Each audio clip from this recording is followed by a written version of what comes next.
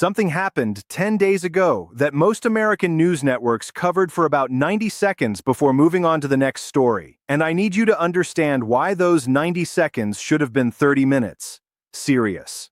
On March 19, 2026, at roughly 3:47 in the morning local time, a ballistic missile fired from Iranian territory struck Nevatim Air Base in southern Israel. Now, if that were the entire story, it would still be significant. Nevatim is one of the most important military installations in the Middle East. But the story is not just about what the missile destroyed, it is about what was written on its side. Tense. The missile was named Nasrallah, after the former Hezbollah leader Hassan Nasrallah, who was taken out by Israeli forces back in September of 2024. Iran took the name of a man Israel eliminated, painted it on a weapon, and used that weapon to punch a hole through one of the most heavily defended air bases on the planet. And if you think this is just symbolic, just theater, I am about to show you the numbers that prove otherwise, because this single strike may have exposed a vulnerability that changes the trajectory of this entire conflict. Let me take you inside what actually happened that night. Nevatim Air Base is not some random installation. This is home to Israel's F-35I Adir fleet, the most advanced stealth fighter in the Israeli inventory.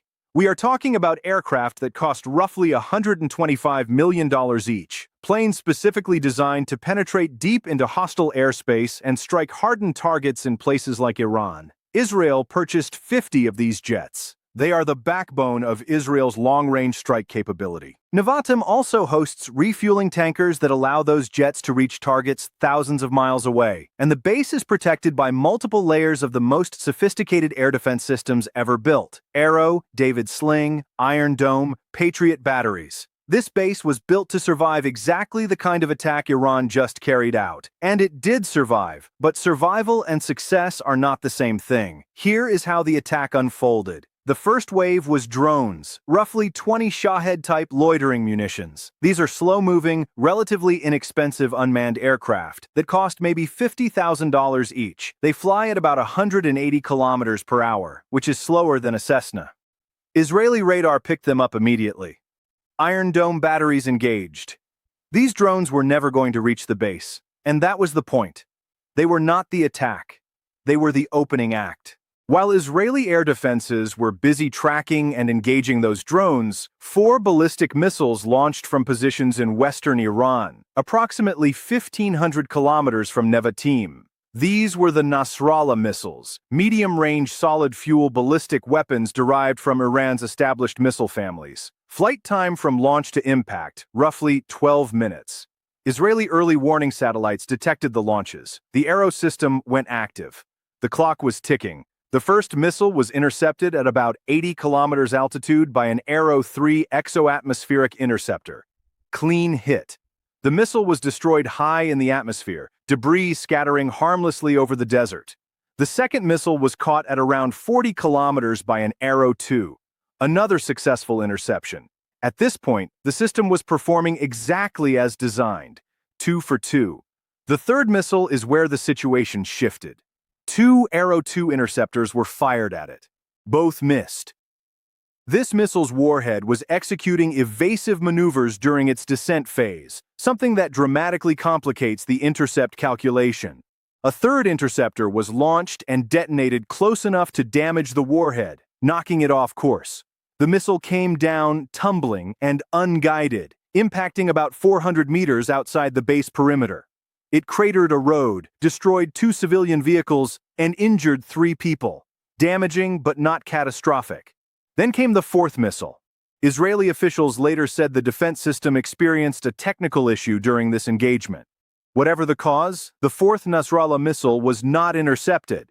It hit Hangar 3 at Nevatim Air Base, traveling at approximately 5 times the speed of sound. At that velocity, the kinetic energy alone is devastating. The 650-kilogram warhead detonated inside the structure. Hangar 3 was a hardened aircraft shelter with reinforced concrete walls designed to withstand significant attack. It was not enough. 2 F-35I fighters inside were completely destroyed. A third sustained damage so severe that defense analysts believe it will never fly again. In a single moment, Israel lost roughly 10% of the aircraft it would need for any long-range strike mission against Iran. Let me put a dollar figure on this because the economics of this strike are where the real story lives. Iran fired 4 missiles. The estimated production cost of each missile is somewhere between $250,000 and $400,000. Call it a generous estimate of $1.2 million for all 4. Add the 20 drones at $50,000 each, another $1 million. Iran's total expenditure for this attack was approximately $2.2 million. Now look at the other side of the ledger. Israel fired at least 6 Arrow interceptors to engage those 4 missiles. Each Arrow interceptor costs between $3 and $4 million. That is roughly $20 million in interceptors alone. Add the Iron Dome engagements against the drones, another couple million. Israel spent approximately $22 million just on defense. But here is where it gets truly staggering. The 2 destroyed F-35s represent $250 million. The third damaged beyond economical repair, another $125 million. The hardened hangar and its contents, maintenance equipment, specialized tools, spare parts, easily another $50 million. Israel's total loss from this single attack comes to approximately $425 million. Iran spent $2.2 million. Israel lost $425 million. That is a cost-exchange ratio of roughly 200 to 1 in Iran's favor. For every single dollar Iran spent on this attack, Israel lost $200. Now, I want you to sit with that number for a moment because it is not an anomaly. It is the mathematical reality of this conflict. And it leads to a question that Israeli defense planners are grappling with right now, a question that should concern every American taxpayer, because a significant portion of Israel's military capability was funded with American dollars. The question is simple: how long can you sustain a 200 to 1 cost disadvantage before the math breaks you? Let me walk you through the numbers that answer that question because they are not encouraging. Israel's total inventory of Arrow interceptors, the missiles specifically designed to stop the kind of weapons Iran is firing, is estimated at somewhere between 200 and 300 missiles. That sounds like a lot until you consider this. Since late February of this year, Iran has launched over 300 ballistic missiles toward Israel. If Israel fires an average of 2 interceptors per incoming missile, which is a reasonable estimate given that some missiles require multiple engagement attempts, Israel could deplete its entire Arrow stockpile within roughly 60 days of sustained conflict. Manufacturing replacement interceptors is not like ordering parts on the internet.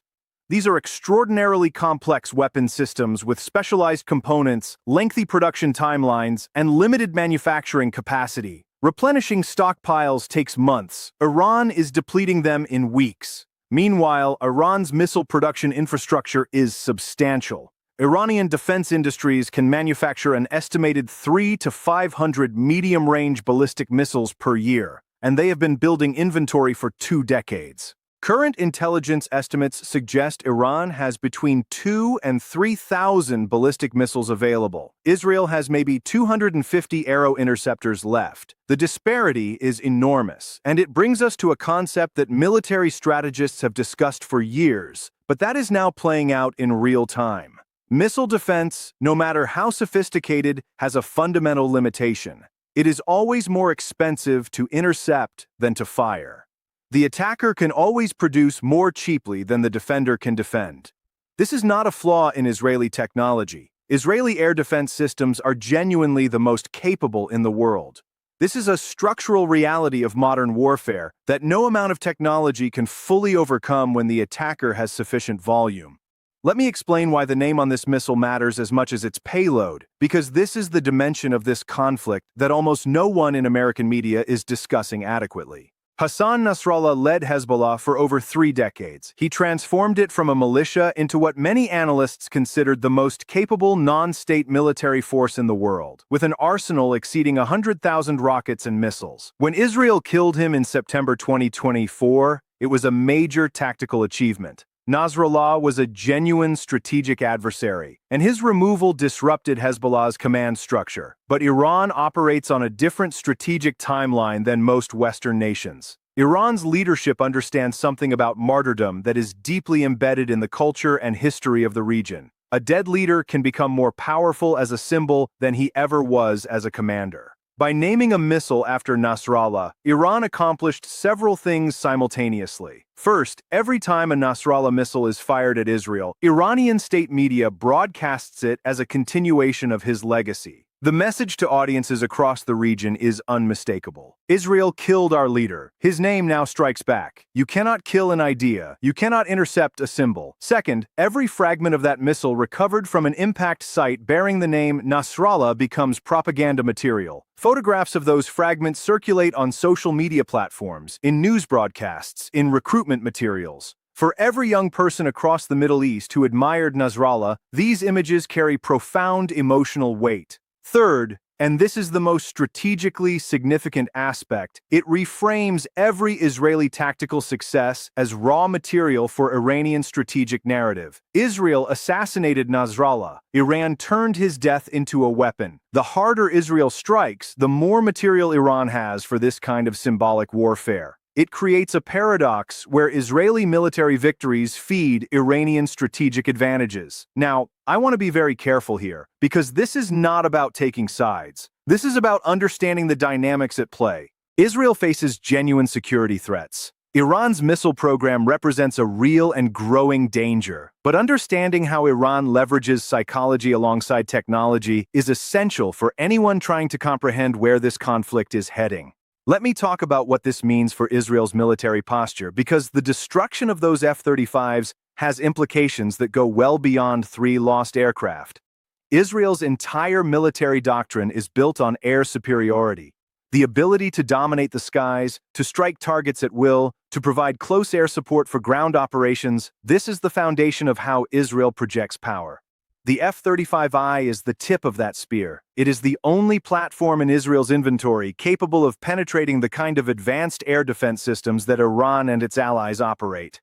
Losing 3 of them in a single strike reduces the available fleet for any potential mission against Iranian nuclear or military facilities. It means fewer aircraft for every sortie package, tighter rotation schedules, less margin for losses during actual combat operations. And critically, replacing those jets is not quick. You cannot call Lockheed Martin and get overnight delivery on an F-35. The production backlog is years long. Multiple nations are in the queue. Even with American support expediting the process, Israel is looking at a minimum of 2 to 3 years before replacement aircraft could be operational. That is 2 to 3 years of operating with a diminished strike capability against a threat that is growing. But the larger concern is not the 3 aircraft lost. It is the demonstrated vulnerability of the bases where the rest of them sit.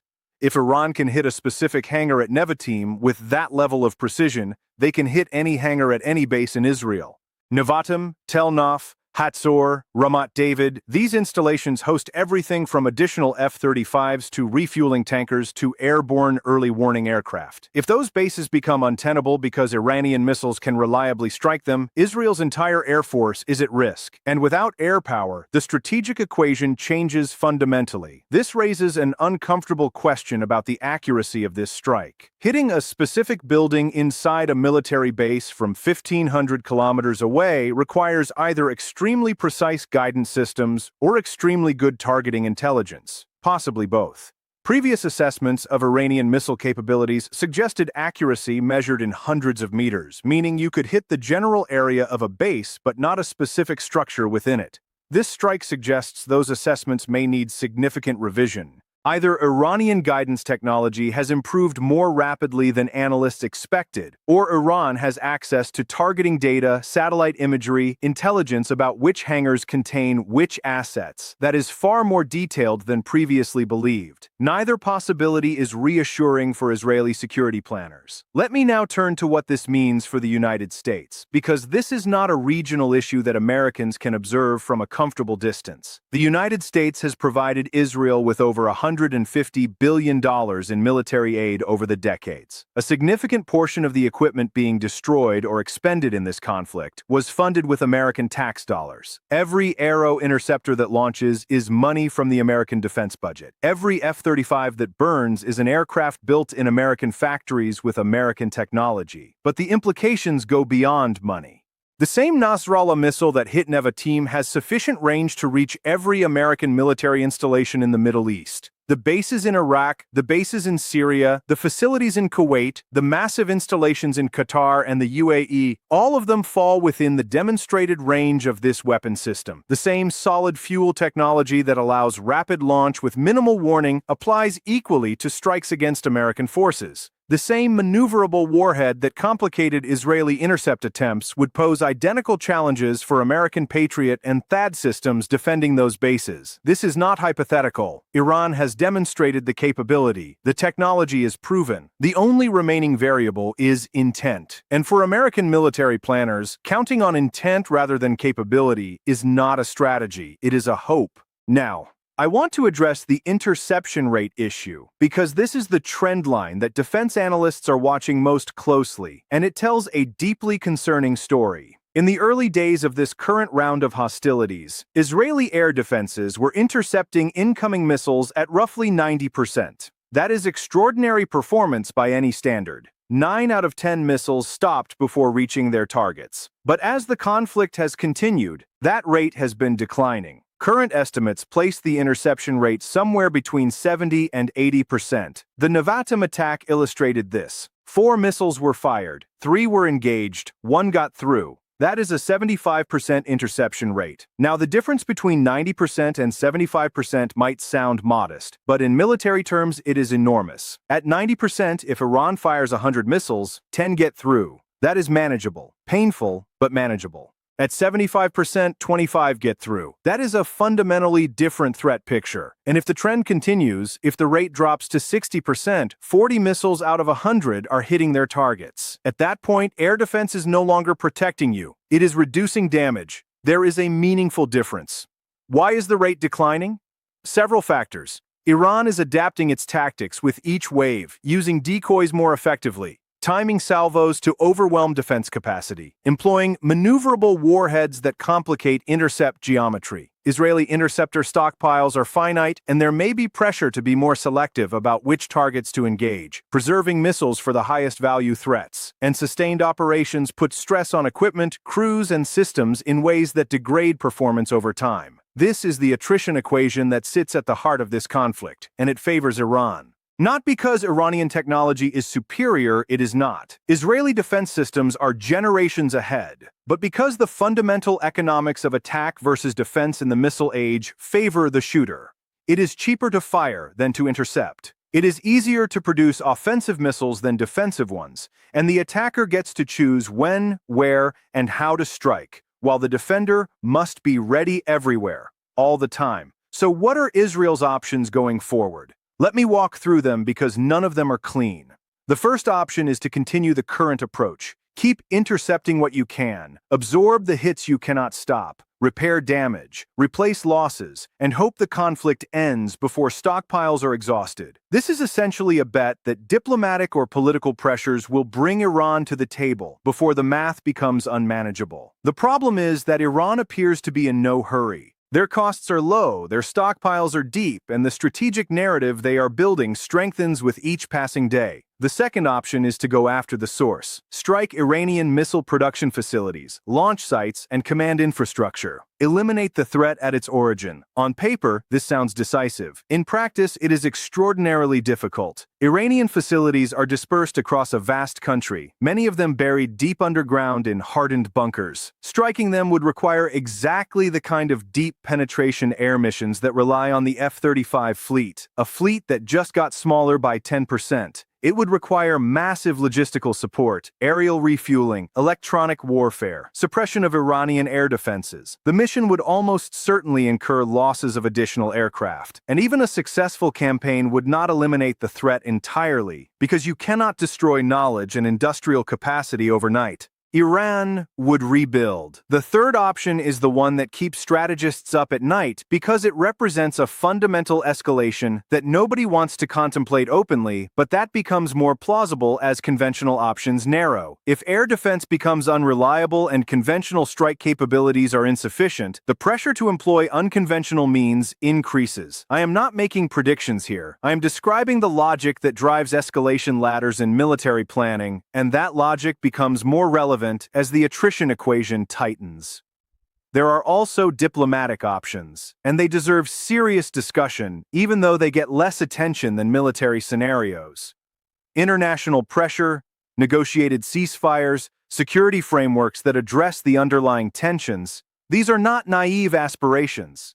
They are the only paths that lead to sustainable outcomes rather than continued escalation. But diplomacy requires both sides to believe they have more to gain from negotiation than from continued fighting. And right now, the attrition math may be convincing Iran that time is on their side. Let me bring this full circle because I want to connect the pieces in a way that gives you a complete picture of what is unfolding. On a single night in March, Iran spent roughly $2 million and inflicted $425 million in damage on one of Israel's most critical military installations. It demonstrated that its missiles can reach specific buildings inside defended air bases. It showed that maneuverable warheads can defeat some of the world's most advanced interceptors. It depleted Israeli defensive stockpiles that take months to replace. And it did all of this while wrapping the attack in a psychological narrative, a missile named after a fallen leader that turns the strike into propaganda as potent as the explosive it carried. This is not a story about one missile or one airbase or one night. This is about a strategic dynamic that is reshaping the military balance in the Middle East in real time. The cost-exchange ratios, the interceptor stockpile math, the declining interception rates, the industrial capacity comparison, all of these trend lines point in the same direction. And that direction should concern not just Israelis, but every American who cares about stability in a region where the United States has enormous strategic interests.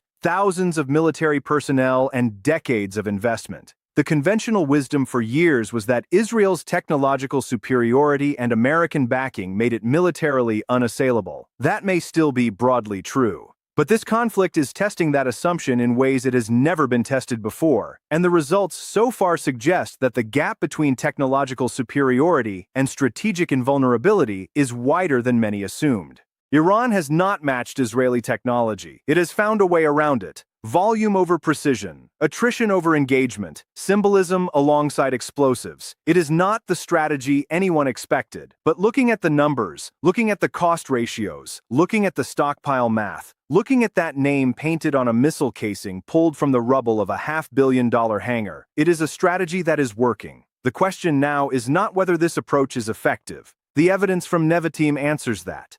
The question is, what comes next, and whether the response escalates toward resolution or toward something far more dangerous. That is what we should be watching.